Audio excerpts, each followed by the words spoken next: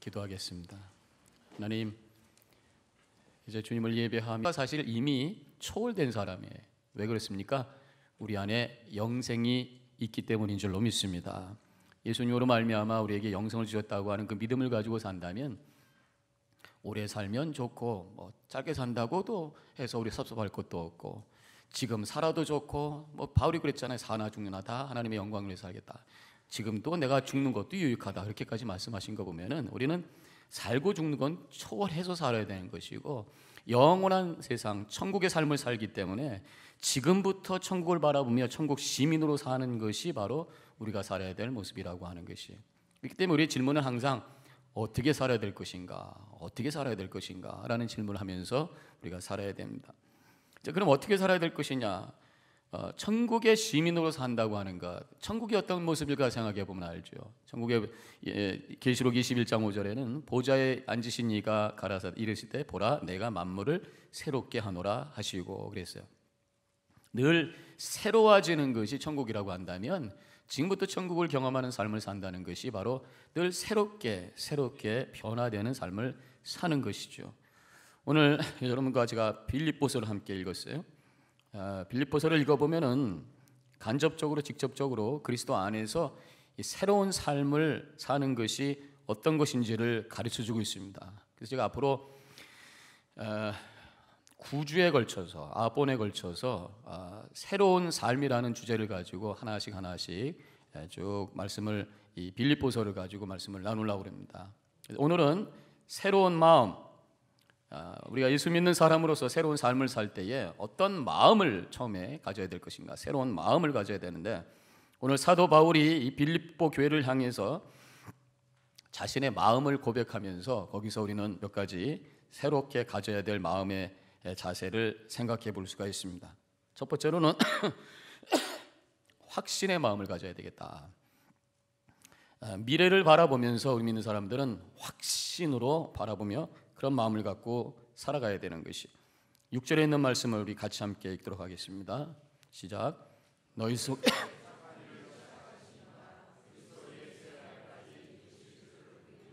확신하노라. 미래에 대한 확신을 가지고, 자신감을 가지고 살아가야 되는 것이 바로 우리 믿음의 자세인 것이. 지금 바울이 확신하고 있는 내용이 뭡니까? 너희 속에 시작한 그 착한 일을 시작하신 이가 그 착한 일이 이루어질 것을 확신한다. 착한 일이 뭡니까?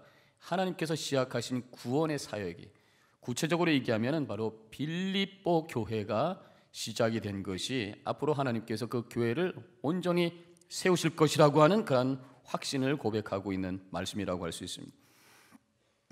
이 빌립보 교회가 세워진 이야기를 우리가 하려면 사도행전 16장으로 들어가야 돼요. 사도 바울이 신라와 함께 선교 여행을 하는 이야기가 쭉 나오는데, 비두니아라고 하는 곳을 향해서 원래 가려고 했었어요. 근데 성령께서 막으십니다. 잘 안 돼요. 밤에 환상 속에서 이 마게도니아 사람들이 나타나서 와서 우리를 도우라 이렇게 초청을 하는 것을 보게 됩니다. 그래서 북쪽 비두기아라고 하는 곳을 가려고 하다가 배를 타고 이제 마게도니아 지역, 거긴 지역이에요. 마게도니아라고 하는 큰 지역인데 그를 향해서 가게 됩니다. 배를 타고 이제 나가서 거기서 이제 내려서 첫째 도시가 바로 빌립보라는 곳에 들어가게 되죠. 빌립보에 있으면서 안식일에 기도처를 찾다가 우연히 강가에 앉아 있는 여인들을 보게 되면서 거기서 루디아, 자주장사 루디아를 만나고 대화 중에 루디아가 예수님을 영접하고 거기서 세례를 받으면서 빌립보의 최초의 교인이 되죠. 자기 집에 오라고 해서 그 집에 묵으면서 바로 이 루디아 집에서 가정교회가 시작이 됩니다. 그때 문제가 하나 생깁니다. 점쟁이가 하나 쫓아다니면서 자꾸만 바울과 실라를 괴롭히는 거예요. 그때 바울이 예수의 이름으로 명하노니 귀신아 물러가라 라고 선포했더니 귀신이 나갑니다. 그랬더니만 점치는 능력도 사라진 거예요. 근데 그 사람이 노예였었는데 그 주인이 그 점치는 능력 때문에 돈을 벌고 있었는데 그 노예가 더 이상 점을 치지 못하게 되면서 수입이 줄어드는 거죠. 그래서 화가 나가지고 바울과 실라를 고소해서 감옥에 갇히게 합니다. 감옥에 갇히게 되었을 때 바울과 실라가 작고에 묻힌 채로 찬양을 합니다. 밤새 찬양합니다. 그때 지진이 나서 작고가 풀리고 옥문이 열리게 됩니다. 간수가 죄인들이 도망간 줄 알고 놀래서 어차피 죽을 텐데 내가 스스로 죽자고 자살하려고 하죠. 그때 바울이 내 몸을 상하지 말라, 우리가 다 여기 있다. 그때 간수가 떨면서 이 사람들이 도대체 누구길래, 그러면서 어찌하여 내가 구원을 얻으리까 했을 때 유명한 대답을 사도 바울이 하죠. 주 예수 그리스도를 믿어라, 그러면 너와 네 집이 구원을 얻을 것이다 했을 때 아멘 하고 받아들이면서 예수를 믿게 돼요. 그래서 루디아와 함께 시작된 빌립보 교회가 이제 이 간수의 가정이 함께 교인이 되면서 이제 다시 교회가 성장하기 시작하는 거죠. 이러한 것을 기억하면서 지금 바울이 고백을 하고 있는, 확신을 갖고 있는, 이렇게 빌립보 교회가 처음에 작은 데서 시작이 됐지만 그 위기 속에서도 하나님께서 함께 해주셔서 그 교회가 점점 세워지고 있는 것, 앞으로도 온전히 세워져서 하나님의 거룩한 사역을 이루게 될 것을 확신합니다 하면서 고백하고 있는 말씀이죠. 우리 믿는 사람들은 미래를 바라보면서 항상 긍정적으로 생각해야 돼요. 이루실 줄로 믿습니다. 지금은 작지만 창대할 것을 믿습니다. 지금 복음의 씨가 뿌려졌지만 하나님께서 많은 열매를 맺게 하실 줄로 믿습니다 라고 하는 믿음의 고백.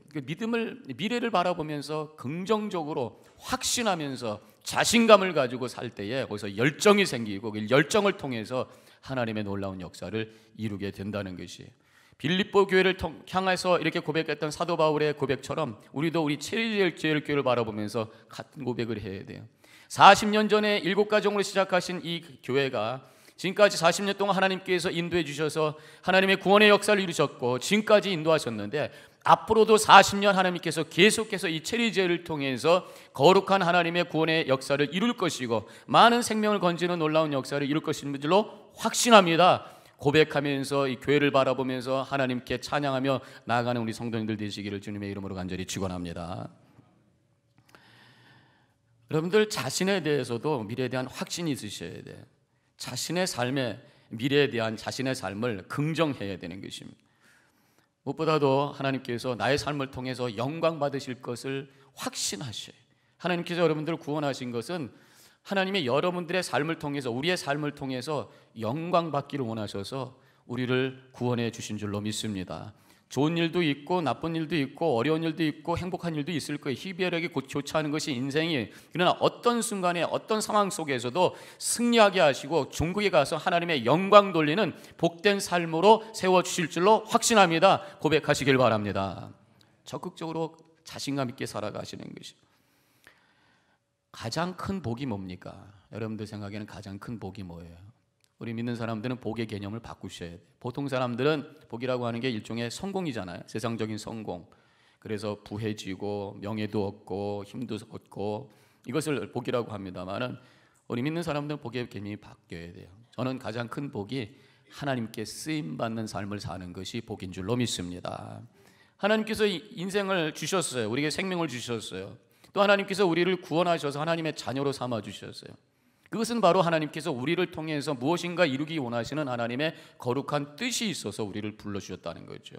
그것을 깨닫고 그것을 이루는 삶을 통해서 마지막 순간 세상을 떠날 때 하나님 저를 사용해 주셨음을 감사합니다 고백할 수 있다면 그 인생이 성공된 인생인 줄로 믿으시길 바랍니다. 물론 하나님이 쓰신다고 할 때 우리가 잠깐만 큰 거 생각하면 부담이 되고 이것이 현실적으로 가능할까 생각할 수 있어요. 그러나 하나님께서 작지만 부족하지만 나를 통해서 무엇인가 거룩한 영향력을 끼치시고 무엇인가 나를 통해 하나님의 구원의 역사의 한무통일을 채우실 거라고 하는 확신을 가지고 미래를 향해 힘있게 나가는 거예요. 전도하는 거예요. 복음 전하는 거예요. 선교하는 것입니다. 우리가 교회를 섬기는 것도 마찬가지예요. 그리스도의 몸된 교회를 세워서 이 교회를 통해서 이 세상에 하나님께서 하시기 원하시는 구원의 사역에 내가 동참하는 그런 거룩한 일이라고 하는 고백을 하면서 감당해 나갈 때에 그리 하나님께 영광이 되고 우리에게는 큰 기쁨과 은혜가 될 줄로 믿으시길 바랍니다. 나는 내가 아무것도 보잘것 없는데 하나님 그저 믿음 하나만이라도 주셔서 그거 하나 붙들고 천국이나 가겠습니다. 이 정도로 작은 모습으로 나를 보지 마시란 말이에요. 자신을 보지 말란 말이죠. 부족하지만 하나님께서 나를 불러주셔서 이제 성령을 통해서 나를 거룩하게 하시고 그 거룩한 존재로서 하나님께서 세워주셔서 하나님의 은혜 통로로 쓰임받는 삶을 살게 해 주실 줄로 믿습니다 하면서 미래의 비전을 가지고 힘있게 나가 하나님께 영광 돌리는 모든 성도님과 제가 되기를 주님의 이름으로 간절히 축원합니다. 믿음이라는 게 있고 확신이라는 게 있습니다. 저는 제가 한번 그렇게 구별을 해본 거예요. 믿음이라고 하는 것은 예수님이 나의 구주가 되십니다. 그래서 구원받을 수 있는 그 믿음의 고백을 얘기하는 거죠. 믿음 있는 사람은 감사가 나와야 돼. 근데 우리 믿는 사람들은 거기서 끝나는 것이 아니라 믿음에서 끝나는 것이 아니라 확신이 있어. 확신. 뭐가 확신입니까? 하나님이 나를 사랑해 주시고 나와 함께 하시고 지금까지 제가 말씀드렸던 내용이 그게 하나님이 나를 통해서 영광 받아 주실 것이고 하나님이 부족하지만 나를 사용해 주실 줄로 믿습니다 라고 하는 확신을 가지고 살아난 거기서 나오는 건 뭐냐? 능력이 나옵니다. 능력. 그래서 믿는 사람들은 감사하며 찬양하는 것과 더불어 능력을 가지고 힘있게 열정적으로 살아나가는 그런 삶을 살아가야 될 줄로 믿으시기를 바랍니다. 믿음은 내가 결단하는 것 같죠. 내가 마음으로 믿고 입으로 시인한 것이. 확신은 성령이 주시는 것이. 내가 믿을 때 우리 안에 성령을 주십니다. 그 성령께서 내 속에서 역사하실 때에 마음에 확신이 되는 거예요. 기도하면서 성령께서 역사합니다. 말씀을 통해서 성령께서 역사하십니다. 또 한 가지 성령께서 내 안에서 기뻐 뛰며 움직이시며 내 영혼을 충만히 채우시게 하도록 하기 위해서 할 수 있는 게 뭘까? 전 그렇게 생각합니다. 나의 삶의 목적을 찾는 거예요.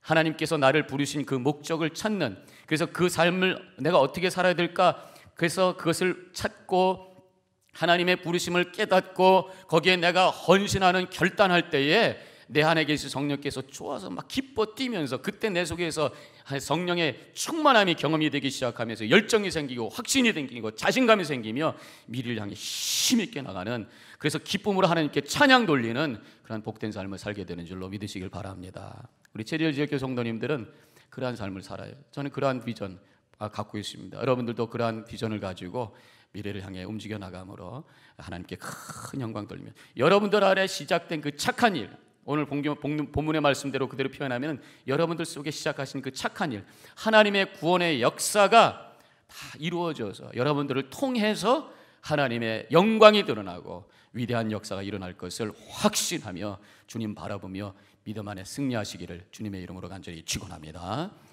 또 한 가지 우리가 가져야 할 새로운 마음이 뭐냐?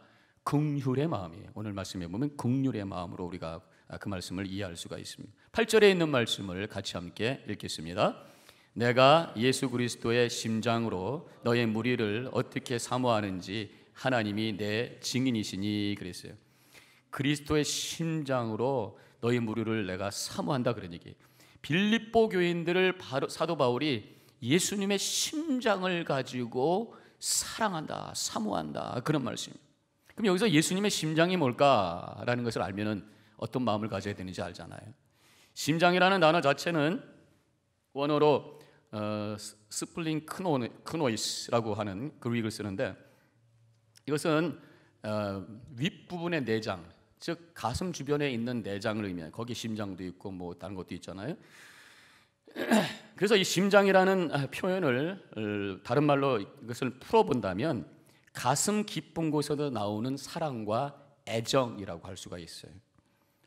우리식으로 얘기하면은 사랑하는 자녀를 바라보면서 마음이 찡한 마음, 또 사랑하는 자녀를 보면서 뭔가 울컥하는 그런 마음, 그런 것이라고 할 수 있겠죠. 부모의 마음을 한번 생각해 보자고.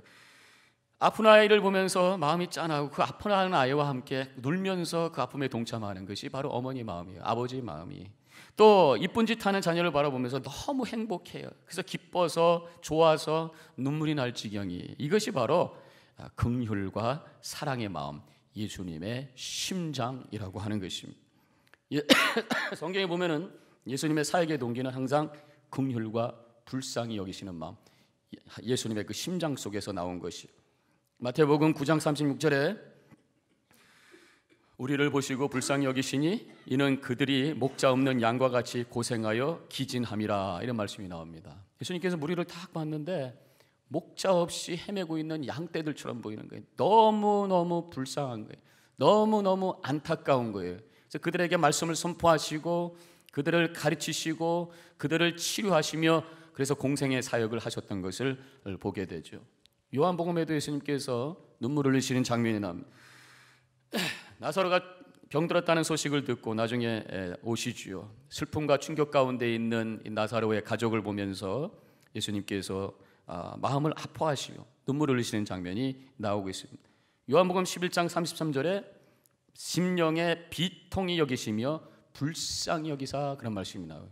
그 다음에 요한복음 11장 35절에서 예수께서 눈물을 흘리시더니 비통한 마음으로, 안타까운 마음으로 눈물을 흘리시고 계신 예수님의 모습을 보게 됩니다. 이게 바로 예수님의 심장, 긍휼의 마음에 단순한 이거 불쌍한 이렇게 동정이 아니라 그 아픔에 함께 동참하면서 비통히 여기면서 함께 눈물을 흘릴 수 있는 그 간절한 마음, 그것이 바로 예수님의 심장 속에서 나오는 긍휼이다, 그런 말씀입니다. 그것 때문에 예수님께서 움직이신 거예요. 우리 주님은 그러한 긍휼함과 더불어 또 기뻐하는 마음이 있어요. 기뻐하는 마음이 있어요. 기뻐서 좋아서 박수치는 분이 바로 우리 주님이, 그것도 예수님의 심장이. 스바냐 3장 11절에 가사, 찬양 가사로도 되어 있는 구절입니다만은 이런 말씀이 나오죠. 너의 하나님 여호와가 너의 가운데 계시니 그는 구원을 베푸실 전능자시라.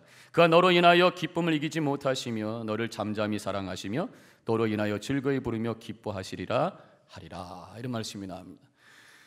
저는 이렇게 믿습니다. 우리 하나님께서 지금 이 자리에 이렇게 우리를 보실 거예요. 앉아서 예배하고 있는 이 모습 보면서 너무 사랑스러워서 기뻐하고 계실 줄로 믿습니다. 우리가 교회를 섬기고 보이지 않는 곳에서 땀을 흘리면서, 부엌에서 땀을 흘리면서, 나무를 자르면서 땀을 흘리면서 봉사할 때 하나님께서 너무 좋아서 박수치면서 잘한다 잘한다 하실 분이 바로 우리 하나님이시라는 것이, 또 우리가 하나님의 거룩한 복음을 가지고 나가서 복음을 전하고 전도하고 선교할 때에 그 모습을 보면서 감동하면서 좋아서 눈물을 흘리고 계신 그분이 바로 우리의 주님이신 줄로 믿으시길 바랍니다. 우리 주님은 바로 사랑이 풍성하시고 또 긍휼이 풍성하신 그분이 바로 우리의 주님이시고 그분의 심장이 바로 그런 마음이라고 하는 것이죠. 그래서 우리 예수 믿는 사람들은 이러한 주님의 심장을 가지고 살아야 돼요. 우리도 똑같이 다른 사람을 바라보면서 불쌍히 여기고 사랑하는 마음을 가져야 돼요. 누가 뭘 잘하면 어떻게 해야 됩니까? 박수를 쳐요. 우리 성도님 중에 누가 뭐 잘 됐어요, 비즈니스가 잘 됐어요, 큰 집을 샀어요, 그럼 박수 쳐주고 축복해 주는 거예요. 그런데 잘 됐다고 축하한다고 얘기하면서 아랫배가 쌀쌀 아프면 그건 곤란한 거잖아요. 우리 보통 사람들이 사촌이 땅 사면 배가 아프다, 이게 많은 사람들이 느끼는 그런 마음이라니. 예수 믿는 사람은 그게 아니에요. 정말 축복해 주는 거예요. 제가 먼저 있던 교회에서 어떤 교인이 그러더라고요. 아들이 인류대학을 들어갔어요. 너무 좋아서 가만히 있어도 막 입이 막 이렇게 싱글벙글해지는데 교회 가면 그거를 그렇게 하면 안 되니까 굉장히 힘들다는 거예요. 너무 좋아하는 모습 보면 다른 사람들이 자기를 미워할 것 같아서 못하겠대. 얼마나 안타까운 거예요. 잘 되면 축복하는 거예요. 그리고 박수 쳐주는 거예요. 잘했다고 기뻐하는 거예요. 이것이 바로 예수님의 심장을 가진 성도인 줄로 믿습니다. 또 반대로 누가 어려움 가운데 있거나 또 잘못했어요, 실수했어요. 그러면 안타까운 마음을 가지고 어떻게 하지 이렇게 잘못해서 실수해서 어떻게 하면 내가 도와줄까, 이런 마음을 가져야 돼요. 근데 보통 사람들은 어떻습니까? 누가 뭐 잘못하면은 그냥 큰 뉴스거리를 본 것처럼 동네방네 다니면서 그것도 이렇게 합니다. 당신만 알아, 집사님만 알아. 나중에 보니까 동네방네 혼자 돌아다니면서 다 얘기하고 집사님만 알라고 그러게.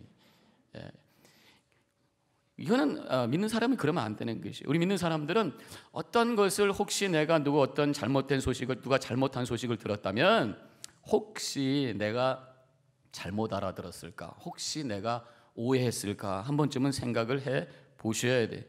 근데 그런 생각 없이 오히려 자신의 해석을 더 붙여서 이만하게 만들어서 비방까지 한다면 이것은 예수님의 심장이 그 속에 없는 거예요. 관계가 깨지고 상대방이 상처를 받고 공동체가 깨지는 거죠. 제가 먼저 교회에 젊은 분들이 이제 이렇게 있었어요. 여자분들이 몇 사람 이렇게 있었는데 친하게 지냅니다. 제가 그래서 항상 그 여성교회 그 모일 때마다 말씀드리는데 언니, 동생 이렇게 하다 보면 나중에 꼭 문제가 생기더라고요, 교회에서. 하나님이 지금 거룩한 그 호칭이 있는데, 집사님, 권사님인데 언니, 동생 나중에 보면은 너무 가까이 가다가 서로 상처받고 그래가지고 막 서로 또 원수가 되고 막 미워하고 그런 걸 보았어요. 근데 이분들도 막 언니 동생 막 그랬었는데 한 분이 교회를 안 나오는 거예요. 알고 봤더니 같은 직장에 같이 이제 우리 교회 다니는 분이 직장 다니는데 안 나오신 분이 싱글마더예요. 싱글마더신데 그분이 어떤 그 가게에서 뭐를 거기 청년이 하나 그 직장 같이 다녔는가 봐요. 집에 갖다 줄 일이 있어서 잠깐 들렸다 갔는데 그걸 누가 봤던지 하여튼 해가지고 아이 그분이 말이야 꼬리를 쳤다는 둥 뭐 이렇게 해가지고 아주 막 복잡하게 돼가지고 상처를 받아서 교회도 못 오게 했다 그러고 뭐 이런 상황이 된 것을 보면서 얼마나 안타까운 마음 가졌는지 뭐 이야기를 들었을 때에 뭔가 내가 한 번쯤은 내가 오해한 것이 아닌가 생각해 봐야 돼. 그래서 우리가 무슨 얘기를 전할 때 제가 이 얘기는 아마 이 교회 와서 10번은 다 하는 것 같아요. 근데도 실천이 잘 안 돼요. 제가 아주 유형같이 말씀을 하고 갈 테니까 기억을 해 놓으세요. 첫째, 사실인가? 라고 하는 것을 확인한 다음에 다른 사람에게 얘기해줘요. 사실인가? 사실인가 해서 사실이더라고 할지라도 두 번째 문을 지나셔야 돼. 이것이 꼭 필요한가? 라고 하는 생각을 한 번쯤은 해보시오. 필요하다고 생각했을 때 그 다음에 또 한 가지 넘어가야 될 문이 있잖아요.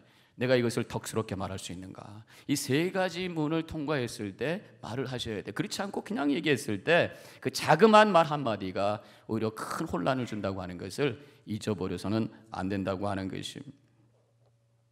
믿음의 사람은 뭔가 달라야 돼요. 새로운 마음을 가지셔야 돼요. 그 새로운 마음, 예수님의 심장, 실수한 사람, 문제가 있는 사람 바라보면서 안타까운 마음을 가지고 기도하는 것이고 잘한 사람이 있으면 마음껏 기뻐하고 축하하며 하나님께 영광 돌리는 그 마음, 이런 예수님의 심장을 가진 사람이 교회 안에 많을 때에 그 교회가 천국과 같은 아름다운 교회로 세워지게 되는 줄로 믿으시길 바랍니다. 그러한 예수님의 심장을 가져야 되는데 어떻게 하면 돼? 그럼 심장을 뭐 썰주리 해야 될까? 어떻게 해야 될까? 그 심장을 갖는 방법이 있어요. 그게 뭐냐? 중보기도입니다. 중보기도. 보통 때에 주변에 있는 사람들을 위해서 기도하는, 내 속도원을 위해서 기도하고 교회 리더들을 위해서 기도하고, 기도할 때에 내가 기도하는 중에 그분이 어떤 어려움이 있으면 위해서 불쌍히 여기는 마음으로 눈물로 기도하고, 그분이 잘 됐으면 기뻐하면서 박수치면서 축하해주는 그런 마음을 갖고 있어요. 이것이 바로 예수님의 심장을 가진 크리스찬의 모습인 줄로 믿으시길 바랍니다. 그래서 우리 믿는 사람들에게는요, 두 가지 고백만 있어야 돼요. 사랑하든지 불쌍히 여기든지. 사랑하든지 불쌍히. 이것도 제가 이 교회 와서 10번 정도 더 한 것 같아요. 이것도 유언입니다. 사랑하든지 불쌍히 여기든지. 그 속에 미움과 증오와 질투, 이런 마음을 가질 수 있는 방은 만들지도 마세요. 그런 마음이 들어오면 예수님의 심장은 사라지고 사탄 마귀의 심장이 내 속에 들어와 파괴적인 역사가 일어난다고 하는 것을 기억하세요. 사랑과 긍휼만이 여러분들의 심정을, 여러분들의 마음을 채우시기를 주님의 이름으로 간절히 축원합니다. 마지막으로 오늘 말씀을 통해서 우리가 가져야 할 새로운 마음은 소망의 마음. 앞으로 잘 될 것이다, 앞으로 성장할 거야, 긍정적으로 미래를 바라보면서 소망하는 기대감이에요. 오늘 9절의 말씀 잠깐 함께 보겠습니다. 읽습니다. 내가 기도하노라 너의 사랑을 지식과 모든 총명으로 점점 더 풍성하게 하사. 사도 바울이 기도를 하는데 그 기도의 내용이 사랑이 점점 더 풍성하기를 기도하고, 빌립보 교인들이 하나님의 사랑으로 점점 풍성해질 것을 기대하면서 기도하고 있다, 그런 말씀이란 말이에요. 그래서 우리 믿는 사람들은요, 현재만 가지고 판단하면 안 돼. 지금 그 사람 모습만 가지고 판단하는 게 아니에요. 미래에 아름답게 세워질 그 모습을 보면서 그 사람을 바라볼 때에 긍정하게 되고 또 마음을 열고 다가갈 수가 있는 것이, 그 인간 관계라고 하는 것이 네 가지의 단계가 있다고 그러죠. 제일 처음에는 어색한 단계가 있어요. 처음 만나면은 어색해요. 그래서 서로 경계를 하고 자기를 이렇게 디펜스하고 그러면서 간격을 두고 서로 이렇게 재보죠. 그러다가 두 번째 단계로 넘어가면 이제 친해지는 단계가 옵니다.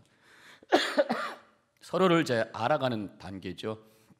소위 하니문 피어리드라고 할 수 있죠. 그래서 서로 이 사람 이런 면이 있었네, 참 뭐 저런 것도 안 해, 그러면서 서로 좋아하고 서로 친해지는 단계입니다. 그 다음에 꼭 통과되어야 될 세 번째 단계가 하나 있어요. 이것이 바로 실망하는 단계. 모든 사람들은 다 장점이 있고 단점이 있어요. 다 양면이 있어요. 그래서 가까이 가게 되면 결국은 거기서 그 사람의 단점을 보게 되면서 실망할 때가 오는 것입니다. 이것을 잘 극복해야 그 다음 단계로 넘어가는 거예요. 이제 실망해서 끝나면 거기서 끝나는 거예요. 근데 실망 단계에서 그 다음 단계가 뭐냐면 친밀한 단계로 되는 거거든요. 친구가 되는 건데, 그 단계로 넘어가기 위해서 해야 될 게 뭐냐, 그 사람의 단점을 볼 때에 저 사람 왜 저래? 그러면서 바라보면 거기서 끝나는 거예요. 나도 그런데, 그죠? 나도 부족한데, 나도 실수가 있고, 나도 단점이 있고, 나도 부족한데, 이런 마음을 가지면서 그럴 수 있지 라는 마음으로 받아들일 때 친밀한 단계로 넘어가면서 서로 있는 것 그대로 받아주는 친구로 미운정 고운정이 만들어지는 정다운 관계가 생긴다라는 것입니다.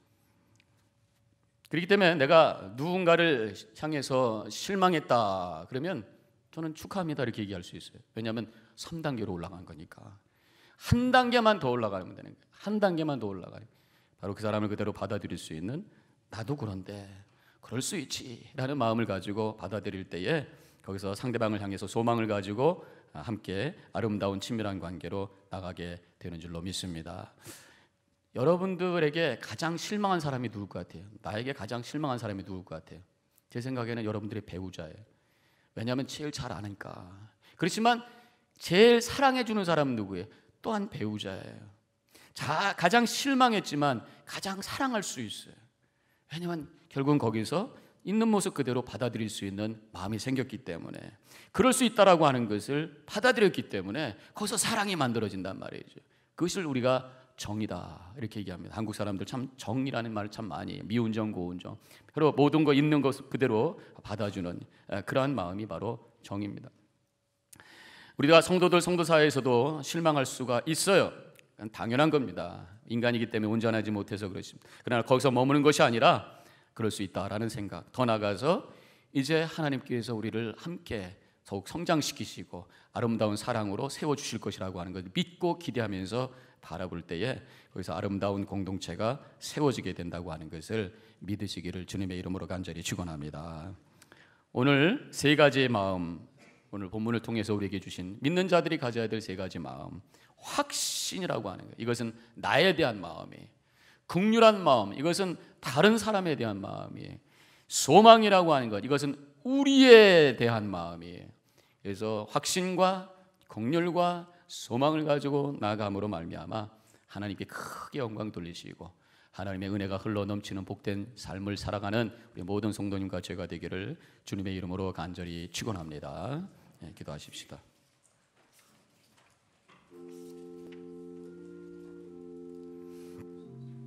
오늘 세 가지 단어를 기억하십시오.